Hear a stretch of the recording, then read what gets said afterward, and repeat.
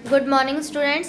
आज मैं आप लोगों को आपका 15 चैप्टर वृक्ष लगाए पढ़ाने जा रही हूँ। इससे पहले मैंने आप लोगों को महानता चैप्टर कंप्लीट करा दिया। आई होप आप लोगों ने उसका वर्ड मीनिंग एक्सरसाइज कर लिया होगा और चैप्टर को रीडिंग भी किया होगा।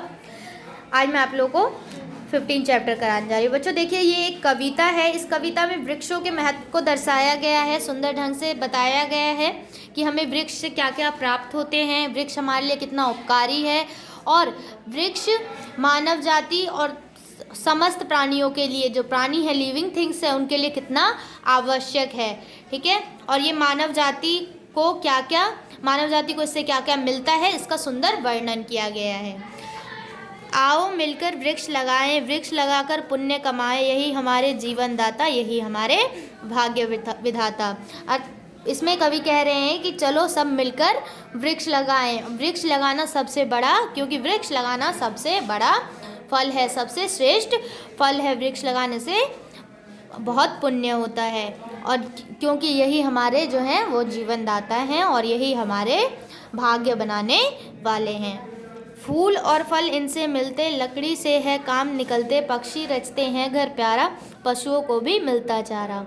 अर्थात इससे हमें फूल फल सब्जियां प्राप्त होते हैं, लकड़ियां प्राप्त होती हैं और पक्षी जो हैं इसी वृक्षों पर अपना प्यारा सा सुंदर सा घर बनाते हैं और जो पशु हैं यानी कि जानवर हैं उन्हें भी खाने को चारा मिलता है। तो इसीलिए जो वृक्ष है सभी प्राणियों के लिए बहुत ही महत्वपूर्ण है, बहुत ही आवश्यक है।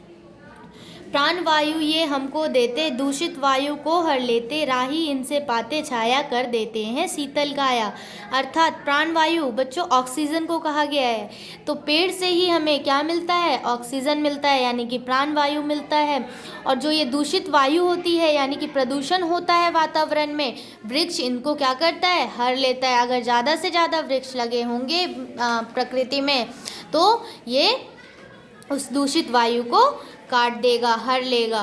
राही इनसे पाते छाया, अर्थात जो पथिक होते हैं यानी कि राह पे चलने वाले राहगीर होते हैं, अगर वो धूप से बहुत ही विचलित होने लगते हैं, परेशान होने लगते हैं, तो अगर उन्हें राह में कहीं पे भी वृक्ष दिख जाता है तो वो उसके नीचे खड़े होके अपने काया को शीतल कर लेते हैं। उसकी काया शीतल ठंडी हो जाती है।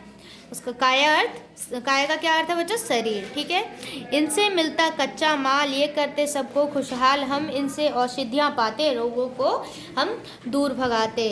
बच्चों इससे जितना भी कच्चा माल है वो सब प्राप्त होता है, ये सबको खुशहाल करती है। इससे वृक्ष लगाने से नेचर अच्छा होता है, सबको खुशी मिलती है और इससे वृक्ष से ही जितनी भी दवाइयाँ होती है, जितनी भी औषधियाँ होती है बच्चों, वो सभी हमें वृक्ष से ही प्राप्त होती हैं।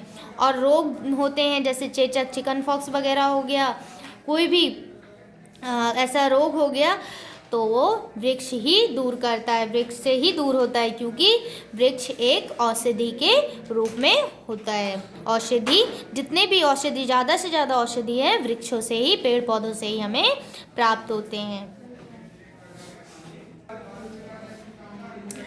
वृक्षों के उपकार अनेक, बूढ़े बच्चे पशु अनेक, आओ हम सब वृक्ष लगाए, हरा भरा ये देश बनाए। अर्थात जो वृक्ष है बच्चों वो हमारे लिए बहुत ही उपकारी है, वो हमारे ऊपर उसका बहुत ही उपकार है, चाहे वो बूढ़े हो, चाहे बच्चे हो या पशु हो, क्योंकि सबके लिए समान रूप से उपयोगी है। इसीलिए हमें ज़्यादा से ज़्यादा मिलकर वृक्ष लगाना चाहिए और अपने देश को हरा भरा बनाना चाहिए। मानव को मिलती हरियाली, पशु पक्षियों को खुशहाली, दूर भगाते ये प्रदूषण है प्रकृति के ये आभूषण।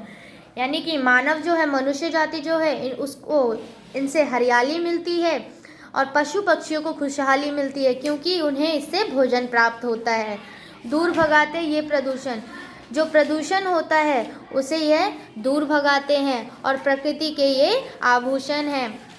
प्रदूषण यानी जो विषैला वातावरण होता है उसको दूर करता है। अगर ज़्यादा से ज़्यादा वृक्ष लगा रहेगा तो जो प्रकृति है हमारी शुद्ध रहेगी और प्रकृति के ये आभूषण है। अगर ज़्यादा से ज़्यादा पृथ्वी पर वृक्ष लगे रहेंगे तो नेचर हमारा उतना ही सुंदर बना रहेगा। तो पृथ्वी के आभूषण क्या है, वृक्ष है। चारों तरफ हरियाली रहेगी तो हमारा पृथ्वी उतना ही सुंदर बना रहेगा।